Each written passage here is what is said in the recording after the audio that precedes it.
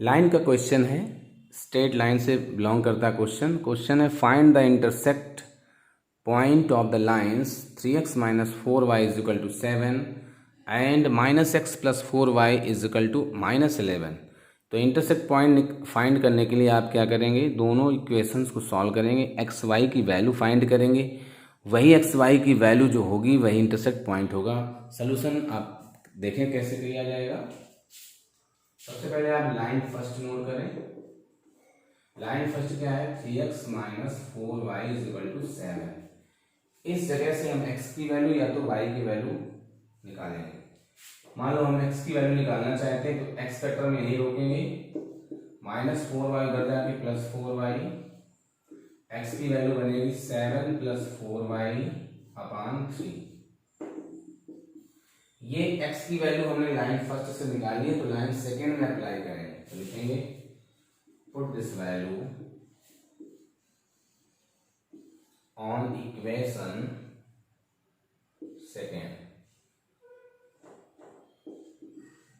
Equation second क्या है, -x plus 4y is equal to -11।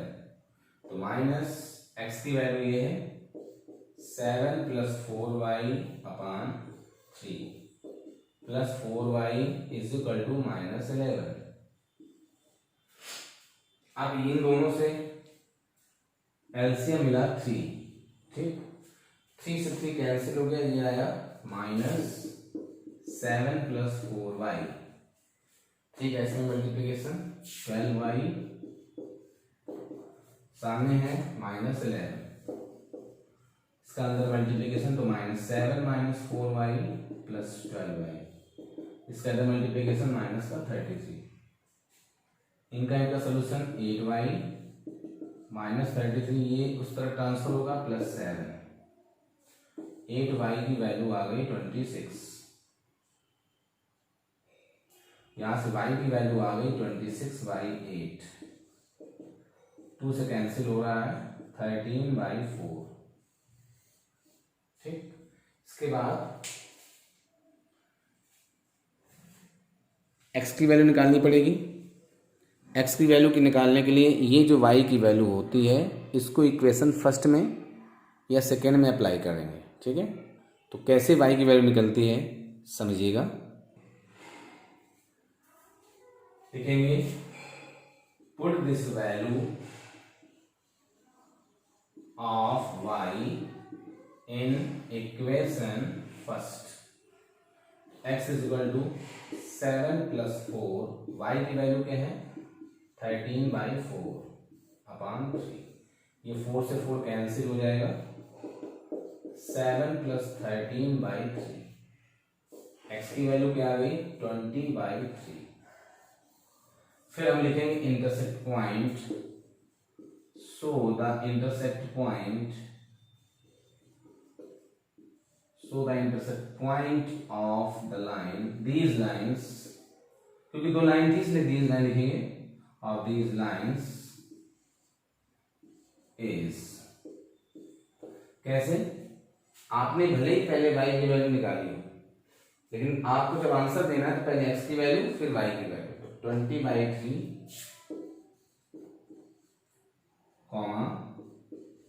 13/4, और इस प्रकार ये क्वेश्चन यहाँ से कंप्लीट होता है। तो आपने सीखा कि कैसे दो इक्वेशंस का हम लोग इंटरसेक्ट पॉइंट निकालते हैं, ठीक है।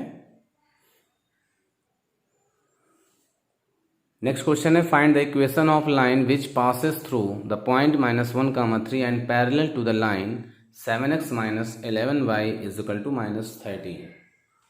कहने का मतलब है हमें एक ऐसी रेखा का समीकरण ज्ञात करना है जो -1, 3 से जाती है और उसके समांतर कोई दूसरी रेखा है जिसका समीकरण 7x - 11y is equal to -13 है, ठीक है। तो सोल्यूशन देखिए जरा। इक्वेशन ऑफ पैरेलल लाइन यानी समांतर रेखा का समीकरण। क्या करते क्या है, जो इक्वेशन आपको दी जाती है उसको y पर नोट कर लेते हैं, यानी x और y का टर्म सेम रहेगा। इक्वल में जो कांस्टेंट होता है उसको उस कांस्टेंट को छोड़ देते हैं और अपने मर्जी से एक नया कांस्टेंट ले लेते हैं के। ठीक, अब इस के की वैल्यू निकालकर वापस के की वैल्यू यही रख देते हैं, वही आंसर होता है। तो देखेंगे कैसे के की वैल्यू निकालेंगे। लिखेंगे this line is passing through, ये लाइन कहां से गुजर रही है, -1, 3, तो ये पॉइंट इसको सेटिस्फाइड करेगा। 7x की वैल्यू -1, 11y की value 3 is equal to k। इनका मल्टीप्लीकेशन -7, इनका मल्टीप्लीकेशन -11, सॉरी -33, और सामने है k। इनका सम -40 इज इक्वल टू k। तो ये पता चल गया कि k की वैल्यू -40 है। यही k की वैल्यू यहां पुट कर देंगे, इक्वेशन होगी 7x - 11y, सामने है k की वैल्यू इक्वल में k तो इक्वल लिखा, अब k नहीं लिखेंगे बल्कि k की वैल्यू रखेंगे। k की वैल्यू क्या है -40, और क्वेश्चन यहां से कंप्लीट होता है। ठीक है, तो ऐसे हम किसी लाइन के पैरेलल लाइन का इक्वेशन फाइंड कर लेते हैं। अब आएंगे एक दूसरा क्वेश्चन लेकर इसी वीडियो में कि कैसे एक लाइन की परपेंडिकुलर लाइन निकालते हैं। हम नेक्स्ट क्वेश्चन है find the equation of the line which passes through the point -1, 3 and perpendicular to the line 7x - 11y is equal to -13। कहने का मतलब क्वेश्चन बिल्कुल वही है, वही पॉइंट है, वही लाइन है, बस एक शब्द चेंज हो गया, एक वर्ड चेंज हो गया है, परपेंडिकुलर, यानी पैरेलल की जगह परपेंडिकुलर आ गया है। तो कैसे किसी लाइन की परपेंडिकुलर लाइन निकालते हैं, हिंदी मीडियम वाले सुने। एक रेखा का समीकरण ज्ञात करना है जो -1, 3 से जाती है और 7x - 11y इक्वल -13 रेखा पर लंब है, यानी परपेंडिकुलर। तो इसमें करते क्या हैं, x का कॉफिशिएंट, जो लाइन आपको दी जाए उसमें x का कॉफिशिएंट y को देते हैं, y का कॉफिशिएंट x को देते हैं, बीच का साइन चेंज कर लेते हैं। ठीक है, और सामने एक नया कांस्टेंट k ले लेते हैं। पहले लाइन में क्या था, y तक सेम टू सेम छाप लेंगे, फिर k ले लेंगे। इसमें थोड़ा सा उलटफेर करते हैं, और देखो समझो कैसे करेंगे। तो equation of perpendicular line,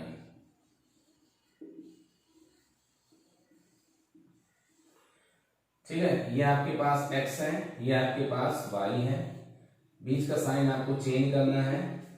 x के साथ 7 था, वो गया y के साथ, y के साथ 11 था। अब ये ना कहना कि सर y के साथ -11 है, -11 नहीं आएगा, केवल कांस्टेंट आएगा, वो भी उसके साथ में जो माइनस साइन है उसको, उससे हमें मतलब नहीं, केवल कांस्टेंट से मतलब है, कांस्टेंट के माइनस से मतलब नहीं। y का कॉफिशिएंट -11, लेकिन आप केवल 11 समझ के 11 दे देंगे किसको, x को, यानी x का जो 7 था वो y को दे दिया, y का जो 11 था वो x को दे दिया, बीच का साइन चेंज कर दिया और इक्वल ले लिया k। अब वही बात यहाँ पे इसके बाद एक लैंग्वेज लिखेंगे कि this line is passing through -1, 3, so this point will satisfy to this equation. ठीक है, बस फिर सुने क्या लैंग्वेज लिखेंगे, this line is passing through -1, 3, so the point -1, 3 will satisfy to this equation. ठीक, लिख लेना, हम सेटिस्फाइड करा दे रहे हैं। क्या पॉइंट है, -1, 3, इसको रखेंगे x में, 11 बैठा है, x में रखेंगे -1 + 7, y में रखेंगे 3, इनका प्रोडक्ट -11, इनका product 21 is equal to k, इनका सम, इनका सॉल्यूशन है 10 और सामने है k, तो k की वैल्यू क्या आ गई 10। यही k की वैल्यू वापस में पुट कर देते हैं, तो लिखेंगे equation, so equation is 11x + 7y is equal to k, की वैल्यू क्या है, तो आज आपको स्ट्रेट लाइन के अच्छे से क्वेश्चन आपको बताए गए। इस वीडियो को आप दोबारा रिवाइंड करके सुने और अच्छे समझे, फिर इस टाइप के जितने भी क्वेश्चन आपकी बुक में हो उनको सॉल्व करें। जो प्रैक्टिस से ही आप अच्छी मैथमेटिक्स सीख सकते हैं। और इस वीडियो को आप शेयर करें, लाइक करें, और यदि आप चैनल में नए हैं तो सब्सक्राइब करना ना भूलें, ठीक है। आने वाले समय में आपको इस चैप्टर से जितने भी रिलेटेड क्वेश्चन हैं वो भी सब आपको बताए जाएंगे, ठीक है।